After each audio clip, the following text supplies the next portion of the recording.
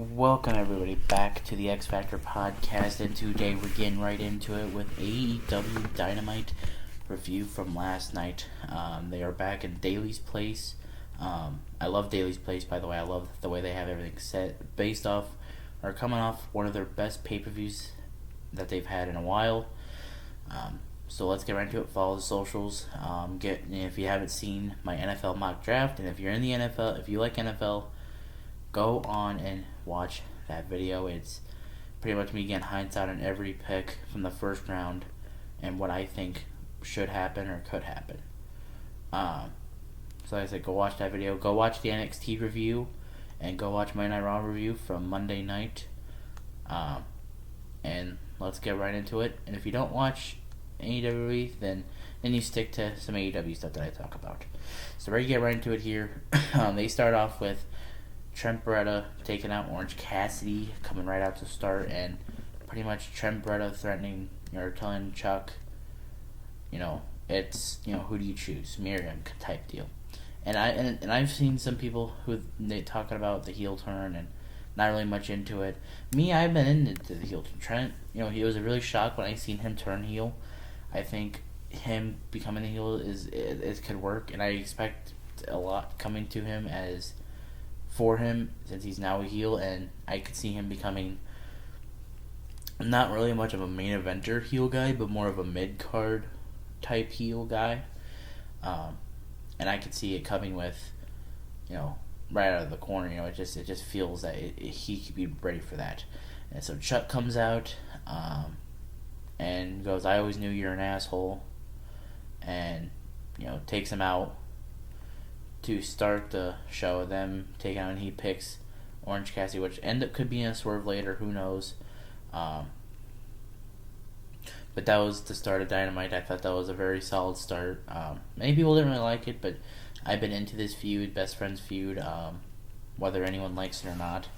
To me, I think it's been very entertaining to watch, and I think if they can get Trent to go in a little bit, I feel like he'd be ready to be one of their main event, or one of their main mid-card heels.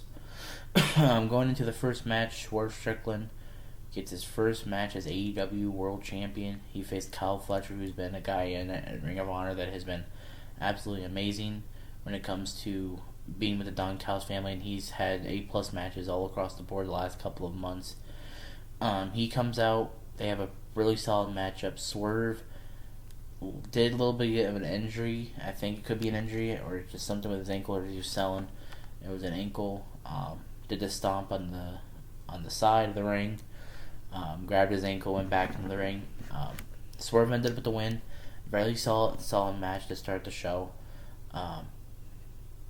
And Swerve, and I will say that Swerve as AEW champion, it just feels right. It just feels... Well, it feels like it's the new... it's like a new era, kind of. But we could have said that about Samoa Joe, too. Samoa Joe has been a great AEW champion, whether if you like it or not. But right now, it's Swerve's time, and I'm all ready for it. And next week, we're going to figure out who will be the first challenger for Swerve, so that's going to be very interesting to watch, too. So, get into the second match. Anna Jay faced Mina Sakura from Stardom. Also, she's been a girl with Mariah May. She was with Mariah May in Stardom. They have a match. That was a pretty solid one, too. I'm not going to lie, I thought that was pretty solid. I'm starting to get more into these Stardom women wrestlers. As someone who's never really watched Stardom, because I've heard a lot of stuff about it, so it's like not really wanting to step into it. They have some of the best wrestlers in the world, like based off what we see with Asuka, Kairi Sane, and then looking with Azumi over there in Stardom, who had her match with Toni Storm a couple weeks ago. You could just see that Japanese wrestling has some of the best wrestling in the world. European wrestling is up there as one of the best wrestling in the world. Lucha Libre, I think, gets a lot underrated. It doesn't get as much love it does because a lot of they're doing is flips, and with AEW you see a lot of them. AEW is like a ice cream truck. There's so many different flavors of talent there that It's like some you like, some you don't like, and there's some more that you don't like than you do like. Um, but but last time I checked, ice cream doesn't get forcefully hated on, so that's just that's just me on that take. We did get a casino gauntlet match. Oh wait, I didn't even talk about this part. So Mina won, and Mariah May and her in the ring with champagne, and that's their little thing from Stardom. And then Anna Jay comes out and chokes them. Toni Storm comes out, saves Mariah May, and then next thing you know, Serena Deeb shows up. Serena Deeb, who is the professor, she came out and she confronted Toni Storm for the AEW Women's Championship. She's a really good wrestler. She's been it doesn't even feel like it's the women's world title. I don't think it's been getting booked as a world title, in my opinion. I feel like TBS title is slowly getting that spot of which one's better to go after. Because right now they got Mercedes Moné going right after with Willow, which I'll talk about here in a minute. But Serena Deeb, I feel like she right now it fits her to be with the TBS title, but her going after the world title is going to be really good because I feel like it's just giving them time for Mariah May and Toni Storm's feud to get going there, because I think at some point we're getting that because based off their press conference. If you didn't watch the press conference, an interviewer asked Toni Storm if Mariah May got to number 1 if she was going to wrestle her, or something about getting worried wrestler, and she got all mad and walked out. So you could tell that they're building that one up. And even if it's just a interviewer interviewing it, Tony Khan in the back of his head's like, that makes sense. And Wembley's coming around the corner, so all of it could make sense. And Mariah May could become a women's champion there. Next thing, Willow Nightingale came out, had a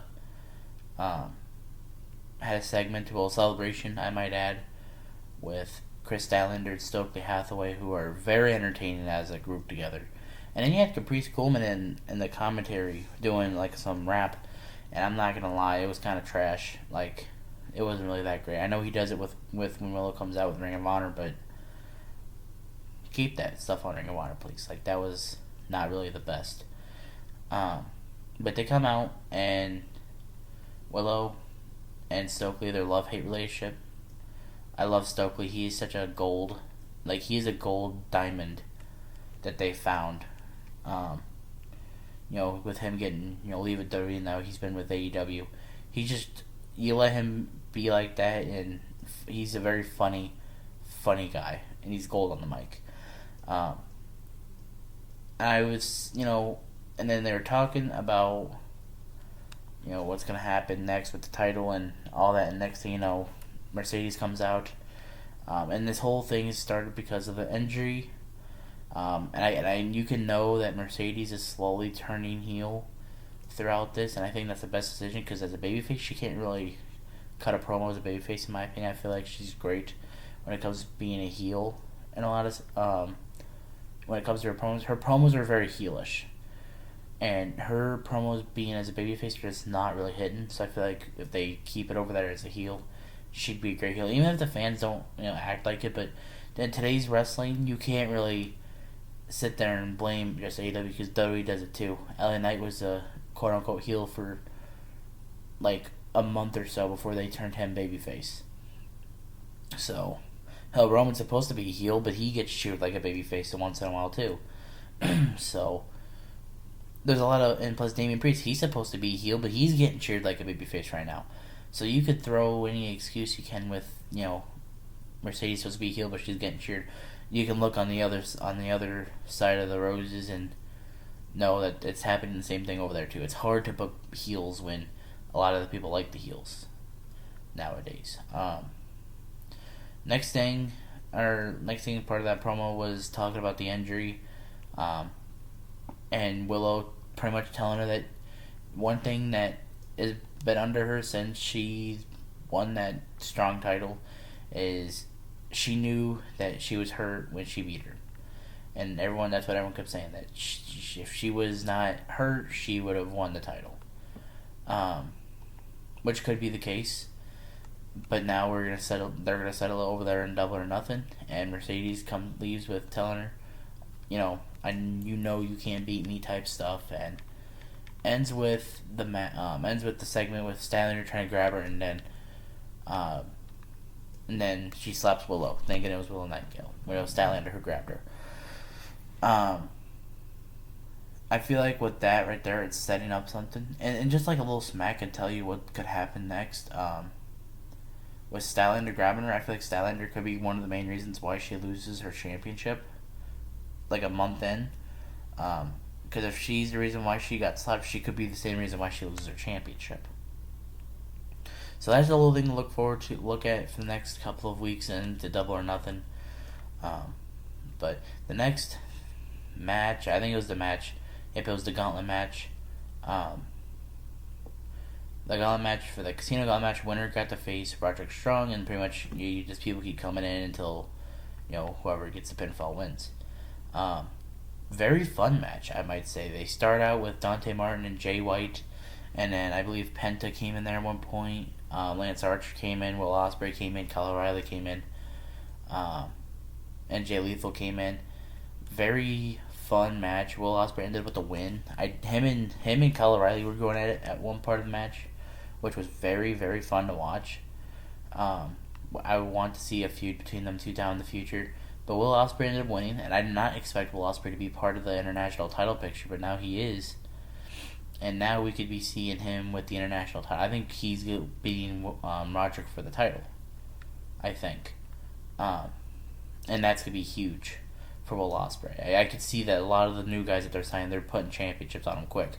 Okada, him, Adam Copeland, Mercedes, and people say what they want about Punk being fired and losing a lot of things, but in my opinion, I think AEW slightly won this little trade, whatever you want to call it. Because yes, WWE got CM Punk, who is the most controversial, one of the most popular wrestlers in the world. But AEW also came up with Edge, Mercedes Moné, Will Ospreay, and Okada. And if you're not a WWE fan, then the two of them you don't really care about. But if you watch wrestling through both, then you know how big of a deal Okada and Will Ospreay are. And people will sit there and say some of the most craziest shit about any of them guys. Or they will say Edge is not WWE Edge, or they want them in WWE for certain bullshit reason. Oh, the only reason they want them in there is because they don't want AEW to exist. But I think AEW slightly won it. 2 of the 4 guys are champions, and we could see all 4 of them being champions by the end of May. So, that in the bright side, I think AEW slightly won that one. And yes, Punk's my favorite wrestler. You can't sit there, and try to put so many allegations on me. Punk's my favorite wrestler of all time. But right now he's, dealing with the tricep injury, and it's been blow after blow after blow with him lately. And I feel like once he comes back, we're gonna see how it gets going. But it doesn't matter really what he does. I think AEW has the slight win over this one with the little, what Twitter likes to call it, the little trade between them. And then we get into it with the Jericho learning tree. And man, I please wish that this man could retire. I love Jericho. He's one of my favorites of all time. But it is time for this man to call it quits. He is slowly ruining his reputation. And I think he knows it. It's either he knows it or he's just trying to play heel. I really don't know what it is. The man he comes out to the learning tree. I'm the learning tree, and it's just a tree of Jericho, and then he comes out to a new theme song. It's alright, I guess. And he comes out and talks about learning tree, and says he's gonna change the FTW title name, and he changes it to some other name. I think it's For the World, because he's all about the world now. But he just buried Hook. So that is I feel like he's low key trolling us. I feel like he knows. He's always on social media, so he knows how the fans are with him and how a lot of them want him to retire. But he's just sitting there like trolling us at this point. Bad theme song, knowing that he's burying talent but doesn't really care. He says he keeps, and then knowing how much the learning tree has really fucked up some wrestlers, and him saying that everyone that's been in there has been good on the outside when in reality it hasn't. So I think he's low key kind of trolling us because of heat. I think he likes it that the fans doesn't want him there, and he thinks it's heat. But when in reality, to me as a fan, he needs to take some time off and go do whatever and let the fans miss him. And then come back looking like a fucking jacked fucking Jew or something. I don't know. And, become the Chris Jericho that, I grew up watching, the Chris Jericho a lot of us wrestling fans grew up watching. And that's the thing that sucks is a lot of wrestling fans now are not going to realize how good Jericho was because his AEW run the last 2 years. And then we get to the main event. Jon Moxley faced Powerhouse Hobbs. The match is very underwhelming. I thought they came in there and they underwhelming match. Really, wasn't into it much. Moxley won. I expected a little bit more coming out of them too, knowing that it was Moxley and Powerhouse Hobbs in the New Japan World Title or the IWGP World Heavyweight Championship. So coming from that, it's very weird, I would say, about how the match was. But anyway, the ending the show, Jack Perry comes out. They start the show with Jack Perry. They're going to end the show with Jack Perry. Jack Perry comes out. He calls out Tony Khan, mentions his 5 years in AEW, and he pretty much goes out and says, well, he just shakes, shake my hand and reinstate me and we'll be good. And Tony Khan, he's all happy, awkwardly standing there like he always is, and he shakes his hand. Tony Khan's all happy, he has Jack Perry back, and then Jack Perry hits him in the stomach, and he falls. And he literally fell like he died or something. And then he sits there for a second, and then he sells his stomach. It's like, it was so funny that he just laid there, and then next thing you know, he's selling the stomach. It's like, okay, man. You can't really, make fun of him. Well, you can, but, him selling it, he's not a wrestler like the rest of them, so you can't really sit there and say anything about it. But then, the Young Bucks come out, Okada comes out, and they pick up Tony Khan, and they put him in the TK driver, which is the Tony Khan driver. And having one of the most epic endings to an AEW ever, I think. They came out and they just pretty much killed their boss on live television. And then Tony Khan's dad comes out and AEW wrestlers come out to help him after. I'm very interested in this. I am. The Elite has, have fully taken over AEW. They're doing what they said they were going to do. Change the world. And that definitely got the world talking, as the NFL posted a thing of Tony Khan's questionable for the NFL draft because he got pile drived on AEW Dynamite. So that is very funny. So yeah, they definitely got the world talking. They got the haters growling, pretty much making fun of their boss being a character, or being a character coming out and being like a TV character.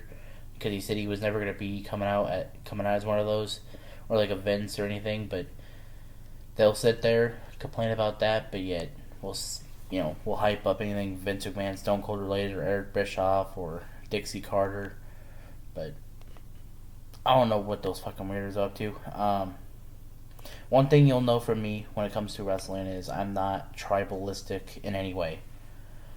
I love both companies equally. But if I see tribalism on Twitter or anything, I'm gonna make fun of you. I'm gonna make fun of you fully. Or I'm just gonna call you a fucking dumbass. Because I'm not all about that. And yeah, I did say I don't want to be toxic, but that's the only acceptable thing when it comes to being toxic. Is if you got people starting there with, saying dumb bullshit. But overall, I thought Dynamite was alright. It wasn't the best, wasn't the worst. It was still watchable. It was a watchable Dynamite. And we're going to have to see how Collision and all that goes.